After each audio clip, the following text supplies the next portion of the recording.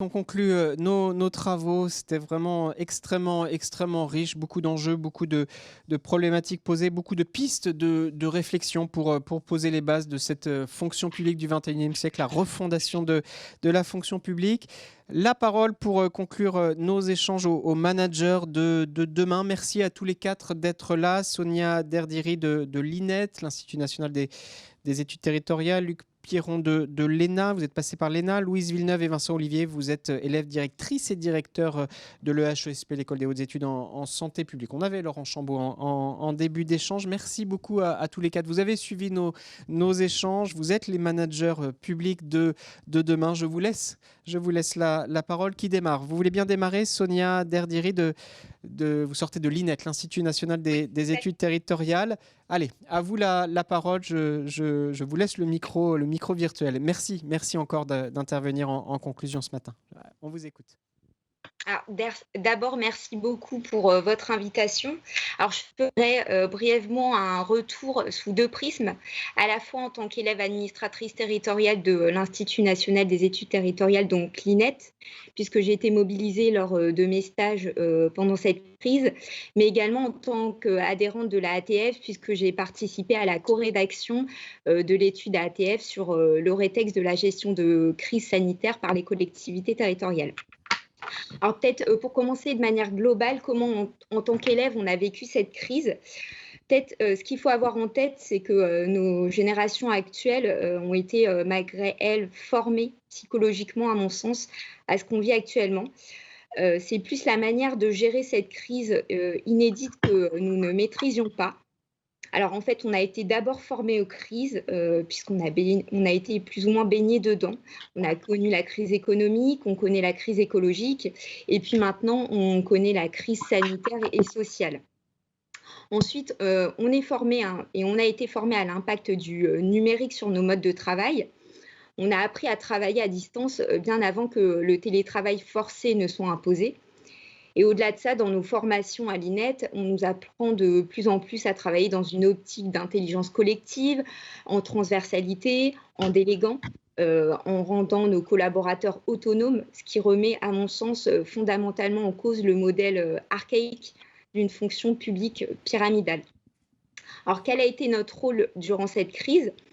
Alors, on a été évidemment très fortement mobilisés durant nos stages.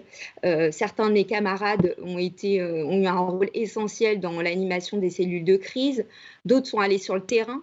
Ils ont retroussé leurs manches pour venir en renfort auprès d'agents de terrain épuisés, par exemple pour aller distribuer les masques à la population. D'autres ont pu se porter volontaires auprès d'autres administrations également, notamment auprès de l'ARS.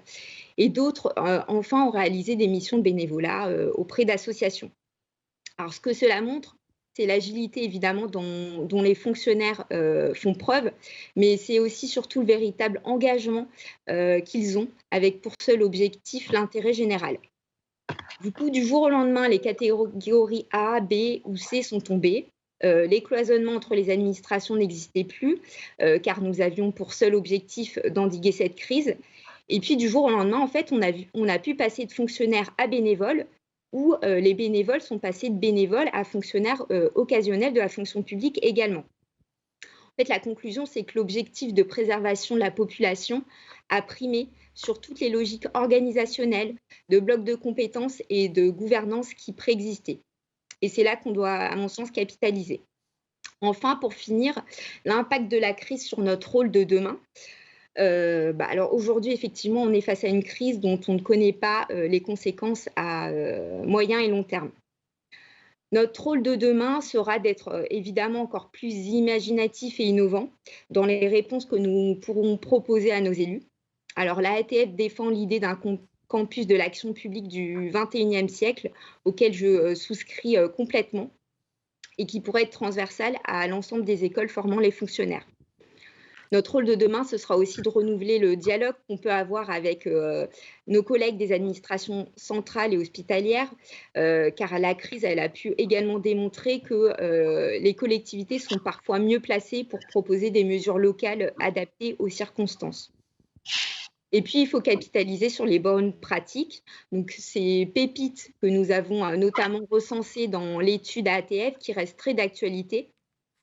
Aujourd'hui, on voit avec le reconfinement un grand nombre de départements qui ont par exemple réactivé les dispositifs qu'ils avaient pu mettre en place pendant la crise, des numéros d'urgence sociale par exemple, l'appel à la mobilisation citoyenne. Enfin, et ce sera mon dernier mot pour conclure, moi je ne parlerai pas de refondation, car justement notre système ne s'est pas effondré et l'administration a démontré sa capacité de résilience, mais plutôt de rénovation. Et cette rénovation, c'est le chantier qu'on doit mener tous ensemble, peu importe les niveaux et peu importe les catégories.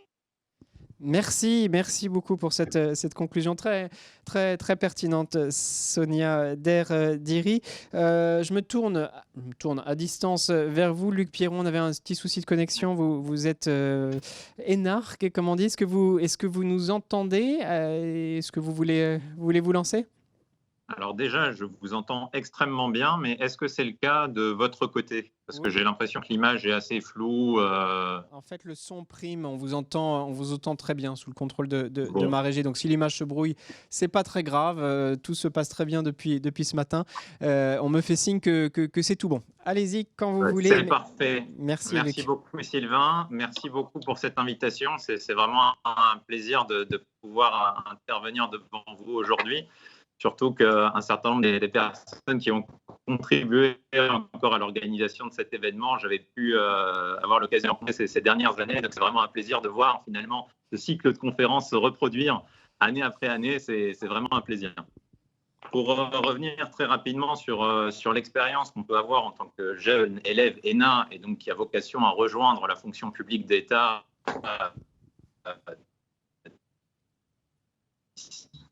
Alors, ça, d'ici à l'année prochaine. ça se brouille un peu, Luc, parfois. Je vais partir sur 3 expériences à sortir. Si je coupe la vidéo, ça peut être une solution. On vous entendait bien, le son est un peu brouillé. Alors, peut-être coupez la vidéo. Ça prendra moins Est-ce que vous m'entendez mieux? Voilà, coupez la vidéo et allez-y, continuez. Ouais. Là, elle est coupée. Est-ce que vous m'entendez mieux? Oui, c'est bon. Allez-y. Ouais, Ça va. je vous prie de m'excuser. Donc, ça, simplement pour dire, c'est une première sensibilisation aux nécessités de l'aménagement du territoire et la question des zones blanches. C'est ça. Je pense que c'est jamais mal comme immersion en tant qu'élève ENA. Mais donc, je voulais simplement revenir et très rapidement, pour ne pas prendre trop de temps, 3 expériences qui ont pu être vécues dans le cadre de ces expériences à l'ENA. Une première où j'étais à l'étranger, à l'international, à l'ambassade de France en Ukraine, où là, en fait, le premier impact qu'il y a eu sur la question de la crise sanitaire, c'était comment on est en mesure d'aider les Français. La France, donc, qui est positionnée avec un peu plus de 170 ambassades dans le monde, avait la possibilité, en fait, d'accueillir, protéger.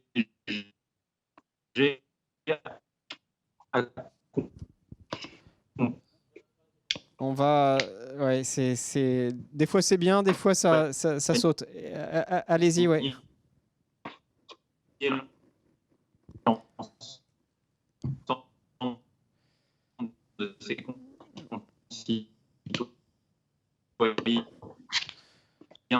Luc, le son est vraiment pas terrible. Vers le monde lors de ce premier état de sidération qui a bien sûr concerné les toilettes sur le toit métropolitain. Je suis vraiment désolé. Donc, j'ai une débilité. Je vais intervenir. Je vais essayer. Voilà. Ce qu'on va faire, Luc, c'est on va donner la parole à nos élèves de l'EHESP, enfin, qui sont plus élèves d'ailleurs, puisque je crois qu'ils sont diplômés. Et on essaye une dernière fois avec vous, Luc, juste en conclusion, vous éteignez peut-être voilà, réinitialiser votre connexion et du côté de la régie, on coupe l'image et on dit à Luc de couper son image et on essaiera juste avec le son. Je me tourne à distance vers vous, Louise Villeneuve, Vincent Olivier. Vous étiez vous aussi, hein, Vincent, intervenu l'année dernière. Vous êtes fidèle de ce colloque, de ce grand événement. Merci à vous d'être là. Qui démarre? Louise Villeneuve, Vincent Olivier, lequel démarre? Je peux démarrer. Allez-y, Madame Villeneuve. Louise Villeneuve, on vous écoute. Vous êtes élève directrice à l'EHESP. C'est la promotion Nicole Girard-Mangin. Vous sortez tout Voilà, juste. c'est la promotion 2019-2020. Donc bonjour à toutes et à tous. Déjà, merci beaucoup pour l'invitation. Donc, je suis élève directrice d'hôpital et donc notre formation va bientôt se terminer. Et en janvier, je vais rejoindre un établissement dans le nord de la France en tant que DRH, donc directrice des ressources humaines, médicales et non médicales, dans un petit hôpital. Donc, on a voulu intervenir avec Vincent dans ce colloque pour bien sûr parler de l'épisode extraordinaire qui a été la crise Covid.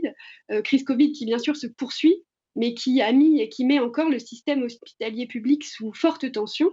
Ce que nous, on a voulu dire, c'est que l'adaptation en un temps record des hôpitaux montre bien toute l'agilité qu'ont les établissements publics, ou en tout cas les établissements publics de santé. Et dans le cadre de la crise, on a beaucoup parlé de la dichotomie entre médecins et personnel de direction.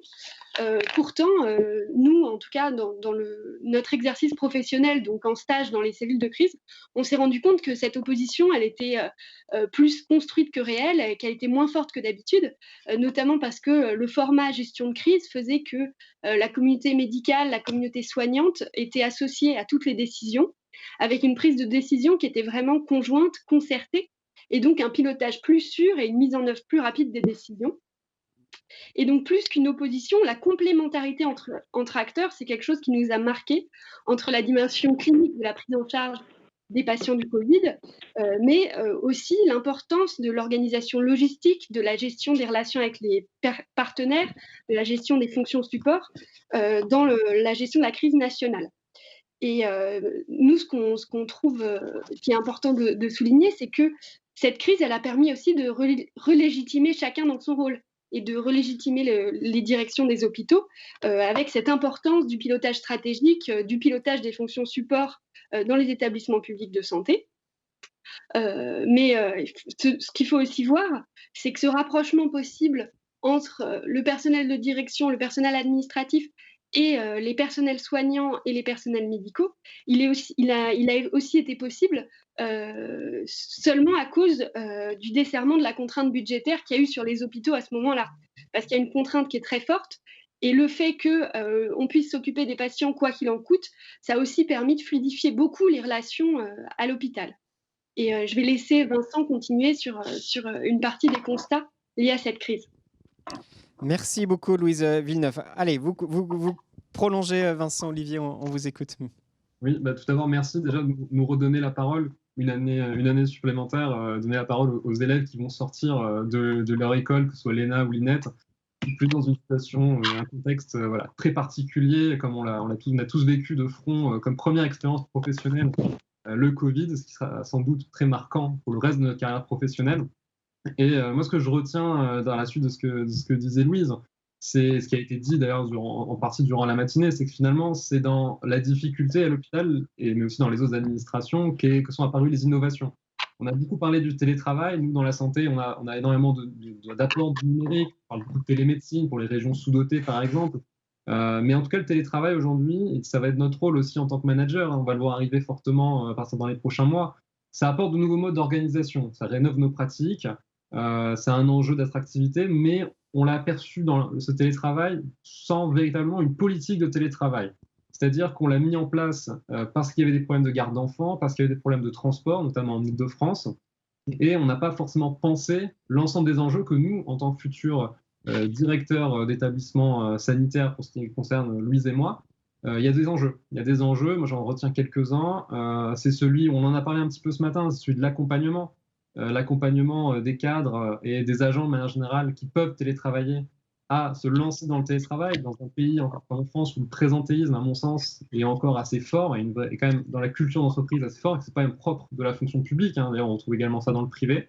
Donc ça, c'est un premier enjeu d'accompagnement. C'est un enjeu technique aussi, d'avoir le matériel nécessaire. À l'hôpital, on a encore parfois, selon les situations et malgré tous les efforts que peuvent faire les directeurs des systèmes d'information, avoir des problèmes d'accès au matériel, d'accès à la connexion, d'accès à des VPN, d'accès à des documents qui ne sont pas forcément numérisés. Donc, tous les enjeux qu'il va falloir qu'on repense également dans les prochaines semaines, prochains mois pour que le télétravail devienne une vraie politique.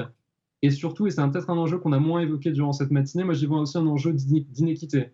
C'est-à-dire qu'aujourd'hui, on a des professions qui, effectivement, des fonctions qui sont télétravaillables. Il faut encourager le télétravail sur ces fonctions-là, mais il ne faut pas oublier, et surtout à l'hôpital, qu'il y a un grand nombre d'agents qui ne peuvent pas télétravailler. Ce sont des infirmiers, des aides-soignants, des médecins, souvent d'ailleurs dans des catégories PSC, donc avec un enjeu social. Donc faire une politique de télétravail, il ne faut pas oublier dans cette politique-là cibler ces agents, mettre en place des dispositifs de qualité de vie au travail, de fidélisation à côté, si on ne veut pas faire une politique à double vitesse. Notamment quand on voit qu'il y a un problème d'attractivité dans la fonction publique, avec une crise des vocations, chez les infirmiers par exemple, mais également chez les managers. En preuve, le nombre de candidats chaque année au concours de directeur d'hôpital. Donc ça, c'est mon premier point. Et mon deuxième point, qui vient plus directement à la suite de ce qu'a pu dire Louise, c'est, et on en a parlé ce matin, toute la partie modulaire finalement qui a été démontrée dans le gré de cette crise à l'hôpital, face à finalement cette image parfois un peu figée, un peu bureaucratique qu'on pouvait avoir parfois, et qui a redonné, à mon sens, ces lettres de noblesse à un terme qui était parfois fourvoyé, qui était entendu négativement, qui est celui de la mutabilité, c'est-à-dire d'offrir un service qui correspond aux besoins de la population. Donc ça, c'est assez important de le souligner. Et tout l'enjeu qui nous attend, à mon sens, c'est comment cette souplesse, cette modularité, cette mutabilité même, on la normalise dans une situation post-Covid qu'on espère être la plus proche possible. Et de sortir en quelque sorte de certains carcans de pensée, de conception des établissements publics de santé, des services également, parfois avec un prisme un peu trop financier, ce qui a d'ailleurs permis en partie le Ségur. Le Ségur a ouvert des pistes à ce niveau-là pour repenser la façon dont on conçoit les services et les projets. Attention toutefois à ce que ce qu'on a ajouté ne revienne pas par la fenêtre. C'est peut-être la petite alerte que nous, voilà, qu'on voit. Mais en tout cas, voilà, il faut engager véritablement plus de souplesse, avoir plus de médico-administratifs dans les projets. Il faut capitaliser sur le terrain également, plus d'organisation territoriale, c'est ce qu'on peut appeler de nos voeux, autour des ARS notamment, avec une organisation plus régionale, plus pilotée, plus souple aussi à ce niveau-là pour répondre aux besoins de santé. Et c'est pour conclure en fait, tout ce qui nous attend en tant que manager demain dans l'établissement de santé, mais pas que. C'est comment on capitalise sur ce que cette crise a apporté de meilleur. Et nous, en tout cas, c'est ce qu'on devra porter demain et dans les prochaines semaines, dans les prochains mois, et bien après la crise Covid, parce qu'il y aura encore des répercussions sans nul doute. C'est ce que vous allez porter. Je crois que vous allez avoir pas mal de travail, Vincent Olivier. Merci beaucoup, Vincent Olivier, Louise Villeneuve, Sonia Derdiré. Je me tourne vers vous. On réessaye, Luc Pierron. Vous avez coupé l'image, mais vous êtes toujours là. J'ai coupé l'image. Je suis toujours avec vous. Normalement, vous devez sans doute voilà. Beaucoup mieux. Le son est mieux. On garde cette image en mosaïque pour celles et ceux qui nous suivent. On vous écoute, Luc. On avait bien compris le début, puis ça s'est mis à allez-y. Non, mais... je vais tenter de compléter les très bonnes interventions qui ont précédé, simplement pour dire, et sans vouloir rejouer la comédie sociale, hein, ça fait aussi partie des difficultés qui ont fait partie, on va dire, de cette crise sanitaire, de ce confinement, de finalement cette confrontation au numérique très directe, où parfois il arrive qu'on le subisse. Mais en tout cas, un des points sur lequel je voulais particulièrement revenir, c'était le rôle de révélateur qu'avait joué cette crise.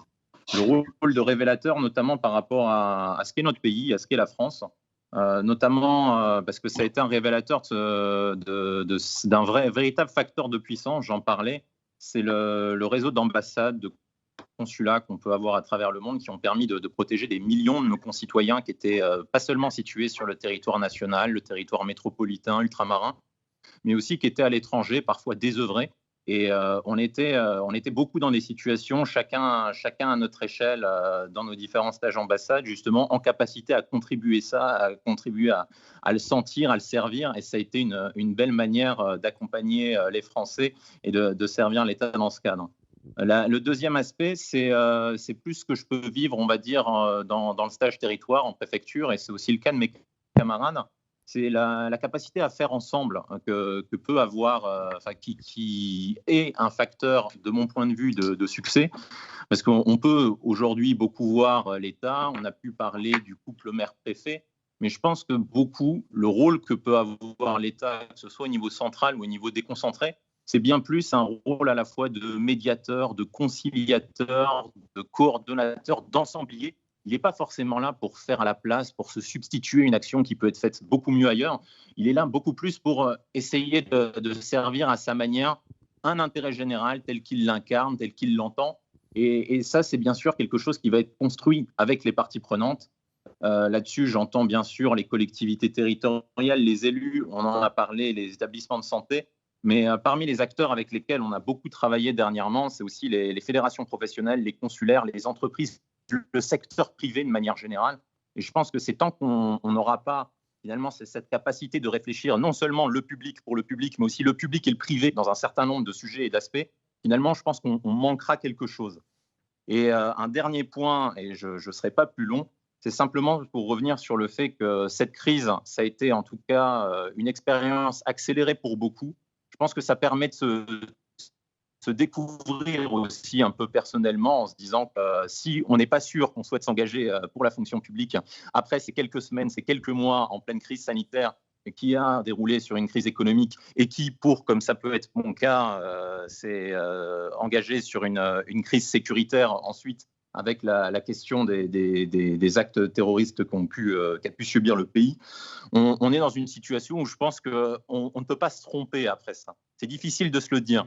On est forcément dans une situation où finalement, soit on est capable, on se sent capable d'endosser cette charge qui parfois peut paraître très éloignée, voire bien supérieure que ce qu'on est capable de faire au quotidien. Mais il y a en même temps, il y a cette petite flamme, cette petite énergie, sans vouloir être trop poétique, qui permet de dire que finalement, on se mobilise pour de bonnes raisons, on s'est engagé pour de bonnes raisons, on s'est mobilisé pour des concours qui le méritent. Et je lisais encore récemment un article du Monde sur lequel on indiquait une chute des vocations dans la fonction publique. Je pense qu'au contraire, cette crise doit aussi servir de révélateur dans ce sens-là. C'est le moment, l'État et plus largement le service public a besoin d'une jeunesse, a besoin de forces vives et on a tout intérêt, selon moi, à communiquer très largement au-delà du fonctionnaire bashing qu'on peut attendre habituellement parce qu'il y a de très belles choses à faire pour le service public et pour l'intérêt général aujourd'hui. Merci beaucoup Luc Pierron pour cette conclusion très, très pertinente.